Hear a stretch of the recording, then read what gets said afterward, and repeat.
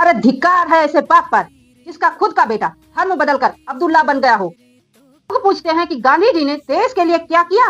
मैं कहती हूँ जो शख्स अपने बेटा हीरा लाल को नहीं संभाल सका, अपने घर के चिराग को बुझने से नहीं बचा सका, उसी गांधी को कांग्रेस ने देश का राष्ट्रपिता बना दिया। आज बात करते हैं गांधी जी के बड़े बेटे हीरा लाल की। अपने बाप के दोगलेपन और तानाशाही से तंग आकर इस्लाम धर्म कबूल कर लिया था। आखिर क्यों? क्योंकि बापू दुनिया को नैतिकता का पाठ पढ़ा रहे थे।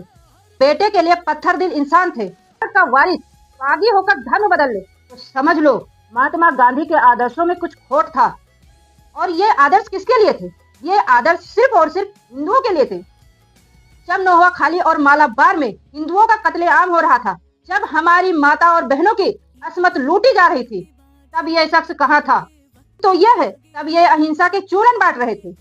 कहते थे कि अगर मुसलमान तुम्हें मारना चाहता है तो खुशी खुशी मर जाओ। अपनों की लाशों पर राजनीति खेलने वाले देश के पहले नेता थे। तुमने तो जिन्ना के हर जिद के आगे अपने घुटने टेक दिए और इस देश के दो टुकड़े अपने ही आंखों के सामने होने दिए।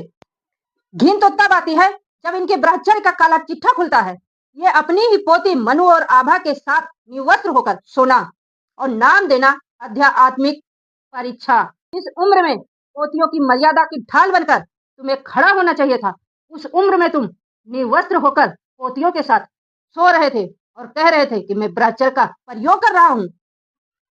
अगर आज का कानून होता तो ऐसे शख्स को पोक्सो एक्ट के तहत जेल की सलाखों के पीछे सड़ा देता। लेकिन इस देश का दुर्भाग्य तो देखो, इतिहास ने इन्हें फूलों के हार पहनाए। प्रयोग नहीं साहब, ये सत्य का बलात्कार था। एक तरफ तो इनका बेटा मुसलमान बन रहा था, दूसरी तरफ पोतियों के साथ प्रयोग चल रहा था, तीसरी तरफ देश के टुकड़े हो रहे थे। आज भी इनकी तस्वीर नोटों पर लिए घूम रहे हैं। वक्त आ गया है इस महानता के नकाब को उतार फेंकने का। पहचानो अपने असली हीरो को, क्योंकि गांधी तो कभी महात्मा थे ही नहीं।